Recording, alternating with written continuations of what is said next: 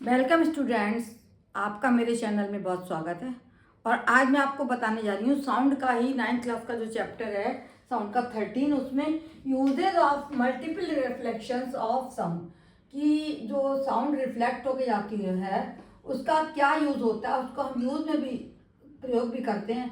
मैंने आपको बताया बादलों से टकरा के ध्वनि जाती है हमारे पास, और ज़मीन से टकरा के भी ध्वनि वापस आती है, किसी हॉल में टकरा के ध्वनि वापस आती है, कई स्रोतों से टकरा कर ध्वनि जो है वो वापस हमारे कान तक आ जाती है।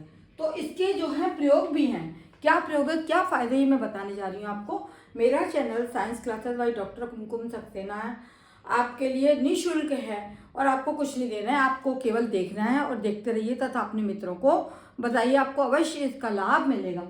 सबसे पहला यूज़र मेगाफोन या हॉर्न।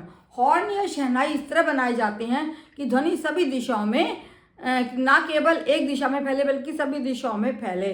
आपने शहनाई भी देखी होगी, आगे कुछ शंक्वाकार नली होती है, ऐसी मेगाफोन में भी शंक्वाकार नली पाई जाती है। तो ऐसे यंत्रों में क्या है कि नली का एक आगे का भाग जो है वो शंक्वाकार होता है और स्रोत से जो ध्वनि उत्पन्न होती है उन तरंगों को बार बार परावर्तित करके श्रोताओं की ओर वो जो है आगे की ओर बढ़ा देता है। इसको हम बोलते हैं मेगाफोन या हॉर्न। क्या होता है कि फिर से समझ लो कि आगे की शंक्वाकार नली होती है और जो स्रोत से ध्वनि उत्पन्न होती है वो शंक्वाकार नली से चारों ओर फैल जाती है, ना कि एक ही ओर फैलती है, सारे दिशाओं में बराबर फैल जाती है।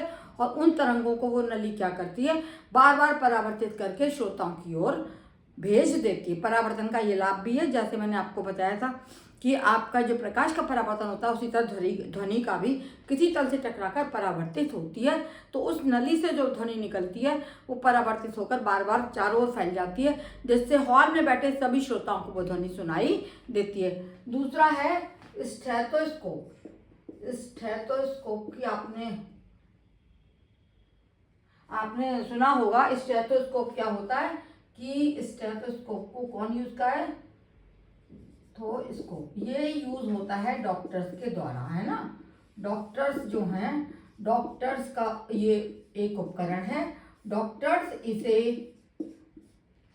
हृदय की ध्वनि अथवा फेफड़ों की आवाज सुनने के लिए इसका प्रयोग करते हैं। फेफड़ों से उत्पन्न ध्वनि को सुनने में इसका उपयोग करते हैं,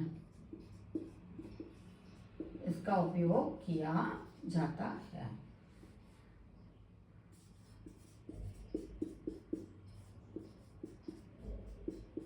सभी जानते हैं डॉक्टर्स के पास में एक नली होती है जो कानों में लगाता है और गोल पार्ट जो है हृदय पे या फेफड़ों पे रख के डॉक्टर जो है उस ध्वनि को, दिल तथा फेफड़ों की ध्वनि को सुनता है, उस क्रिया को सुनता है।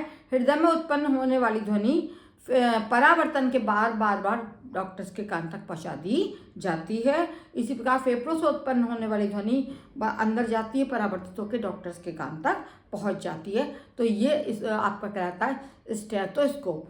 तीसरा है ध्वनि पट्ट, जो आपको मैंने दिखाया है, ध्वनि पट्ट जो आपको चित्र में बनाया हुआ है। इसको पहले आप इसकी क्रिया समझिए, ये क्या चीज़ है। ये एक वक्राकार पट्ट होता है, ये ऐसे है ना, ये ध्वनि पट्ट, ये एक वक्राकार पट्ट है, वक्र के आकार का, है ना।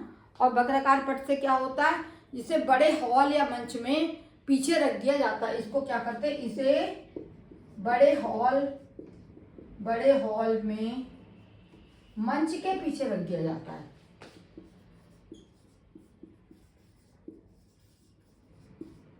रख देते हैं, क्यों? क्योंकि जो ध्वनि उत्पन्न होती है ध्वनि स्रोत से, तो वो मंच के पीछे रख देने से ध्वनि पट्ट से परावर्तन के बाद, ध्वनि पट्ट है ध्वनि का स्रोत है, ध्वनि पट्ट से परावर्तन हो रही है और इस तरह से फैल रही है। इधर से यहाँ पे आई ए से और ये यहाँ पे फैल गई, ये यहाँ से आई और ये फैल गई। इस तरीके से ये ध्वनि पट्ट से परावर्तन, ये ध्वनि यहाँ से आई, परावर्तन के बाद सब दिशाओं में ये फैलती हुई आपको दिखाई देती है। समान रूप से पूरे हॉल में ये ध्वनि फैल जाती है, ठीक है। और ये वाला पहला वाला क्या था, मेगाफोन, है ना। ये क्या है, शहनाई, हॉर्न या शहनाई जो है, शहनाई में इस तरह बनाए जाते हैं, हॉर्न या शहनाई में लगाए जाते हैं। ये कहाँ उपयोग होते हैं, हॉर्न या शहनाई में, जहाँ पर ध्वनि परावर्तित होकर शहनाई में लगाए जाते हैं, जो कि इस तरह बनाए जाते हैं कि ध्वनि सभी दिशाओं में फैले, ना कि एक दिशा में फैले। ध्वनि को सभी दिशाओं में फैलाता है, सभी दिशाओं में फैलाते हैं। ये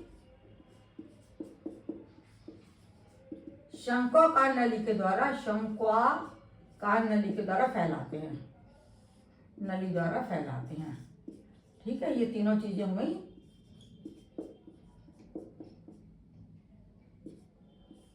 हॉर्न में भी ऐसे कॉनिकल नली होती है, और वो क्या करती है, वहाँ उस नली से जो है ध्वनि निकलती है, और वो सारी दिशाओं में बराबर फैल जाती है, केवल एक की दिशा में नहीं फैलती। इसमें नली के आगे का भाग जो है वो शंक्वाकार बनाया जाता है, जो तरंगों को बार बार परावर्तित करके श्रोताओं की ओर, आगे की ओर भेजता रहता है। ये सारे हो गए ध्वनि के परावर्तन के uses of multiple reflections of sound. अगर आ जाता है तो कोई भी उदाहरण आप दे सकते हैं आराम से, और इसको समझा सकते हैं। मेरा चैनल आप देखते रहिए, निःशुल्क है, जिसके लिए आपको कुछ नहीं देना है। और ये आपका चैप्टर लगभग समाप्त हो गया है। मेरे चैनल को वॉच करने के लिए बहुत बहुत आपका धन्यवाद।